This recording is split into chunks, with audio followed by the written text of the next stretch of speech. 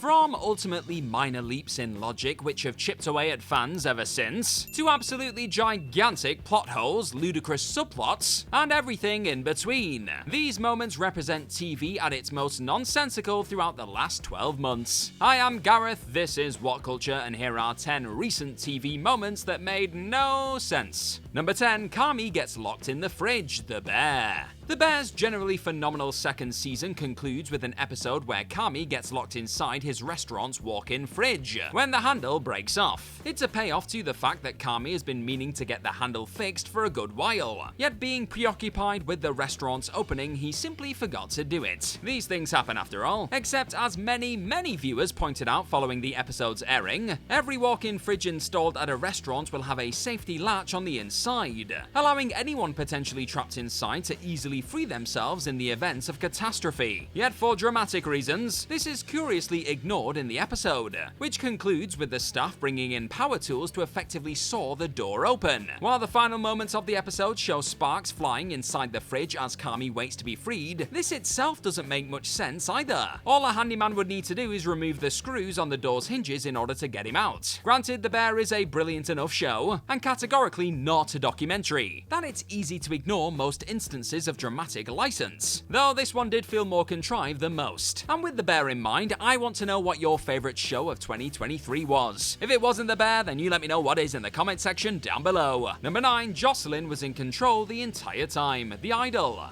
No TV show has proven quite so controversial this year as HBO's The Idol, which made troubling headlines months before its premiere due to extensive behind-the-scenes issues, resulting in a large bulk of the series being reshot. It finally released to generally scathing reviews over the summer, despite some scattered praise for Lily Rose Depp's performance as embattled pop star Joselyn, yet ultimately saved its most WTF moment of all for the very last episode. Throughout the show, the audience is led to believe that Joselyn has been ensnared and exploited by sleazeball nightclub owner Tedros. But the big twist reveals that this wasn't quite the truth. Rather, it's implied that Joselyn has been lying about her late mother's abusive behavior in order to trap Tedros and win the sympathy of her legion of fans, effectively allowing her to become the cult leader which Tedros has been painted as over the course of the season. It's an amusing idea which could theoretically come off as empowering for Joselyn, yet given the overall storytelling deficiencies on offer here, it can't help but feel convoluted and manipulative in the worst way. If Joselyn lied about being abused, it ultimately raises a ton more questions about the internal logic of both the story and Joselyn herself, rather than merely inviting audiences to rewatch the series within an intriguing new context. Number 8, Winstons' different accent, the Continental from the world of John Wick. The Continental was a pretty good prequel to the John Wick movies, as long as you could get over the actually significant hurdle of accepting Colin Woodell in the role of a young Winston Scott, played so deliciously by Ian McShane in the films. This isn't so much a knock against Woodell's physical performance as it is his accent, which settles simply for broadly American, making it a far cry from McShane's more distinctive transatlantic twang, broached firmly between English and American. People certainly change a lot over 50 years, and that absolutely includes accents, but given that Winston resides in New York in both the movies and the prequel series, it doesn't really track that he sounds so different in the latter. Series director Albert Hughes did at least address the issue head-on in interviews, telling Gizmodo that they opted not to have Woodell simply imitate McShane's incredibly distinctive accent, but rather try to capture the essence of the man's character. All the same, it's immensely distracting when you start watching the show, and immediately places a barrier between the audience and their acceptance of this character as young Winston. Number 7, nobody hates Ashley for the bridge stunt, Squid Game The Challenge. Squid Game The Challenge had been the game show on everyone's lips for better or worse throughout the last few weeks of 2023, but the single moment that perhaps baffled fans more than any,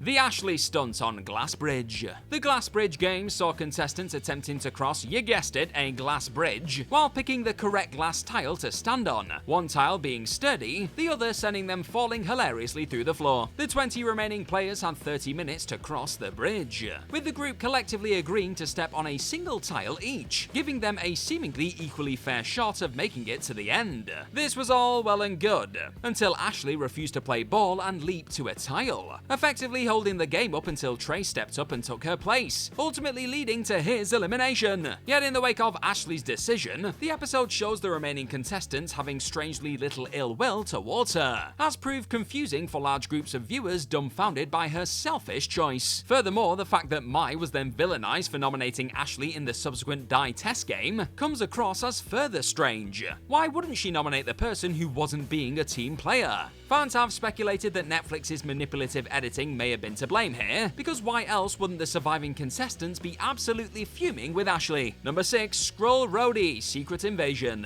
We probably could have just stopped at Secret Invasion with this one, given how much of the show's storytelling and character work felt inconsistent with established facts in the Marvel Cinematic Universe. But by far the most polarizing aspect of the series was the Scrollrae debacle. In the season's 4th episode, it's revealed that Rhodey is actually a female Skrull in disguise named Rava, with the real Rhodey having been incarcerated by the Skrulls for an indeterminate period of time. Though the twist was certainly an interesting idea, the execution was way off. A big part of the problem? It was never clarified precisely when Rhodey was first replaced, and when director Ali Salim suggested that it occurred after Captain America Civil War, that only frustrated fans more. After all, the idea that the Rhodey we saw mourning Tony Stark in Avengers Endgame was a doppelganger robs that moment of its emotional power and just leaves a massively sour taste. That's without even getting into the many nitpicky reasons why the MCU actively contradicts the idea of Rhodey being a Skrull for many years.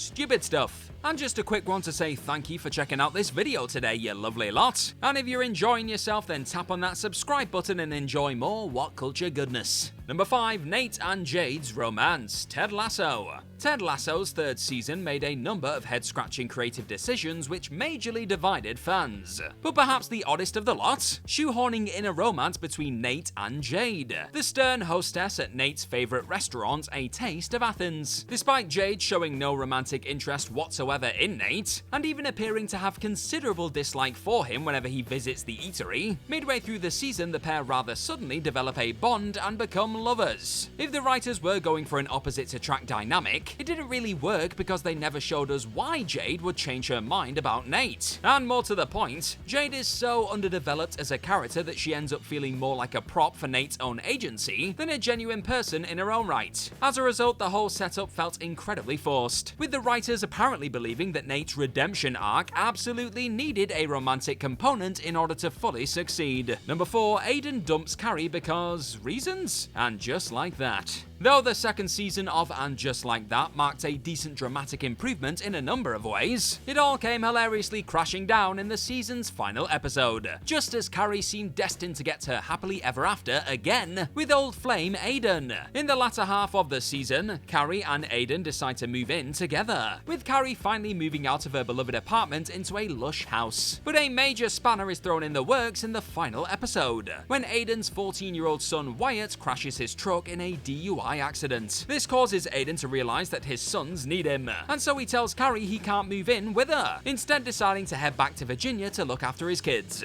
But that's not quite the end for the pair. They agree to a 5-year relationship pause, by which time Aiden's kids will be over the age of 18 and he claims he'll return to Carrie. Beyond being a pathetically transparent way to drag out the series drama, just when Carrie had a happy ending in sight, this was so ridiculous that some fans quite understandably believe that Aiden hatched the whole scheme as a means of punishing Carrie for her cheating on him during their initial relationship decades prior. And even if you don't buy into that theory, it's completely absurd. No 50-something person is wasting 5 years of their romantic life waiting on the hook for their beloved, and to even ask someone to do that is just maddening. Number 3, the noticeably aged cast, Sex Education. Sex Education is a wonderful comedy series, which had an less than wonderful conclusion, though the primary issues were creative ones. Many fans also couldn't help but point out the distractingly large chasm between the ages of the central characters and the actors playing them. This isn't a new issue for any TV show centered around school or college-age characters, yet given that Sex Education's 4 seasons were released over almost 5 years, and yet covered just 2 years of narrative time, it's little surprise that actors' ages began to lose credibility. The most egregious examples among the cast are 30-year-old Kuti Gatwa, 29-year-old Amy Lou Wood, 28-year-old 28-year-old Kadar Williams Sterling, 27-year-old Emma Mackey and Connor Swindles, and 25-year-old Mimi Keane.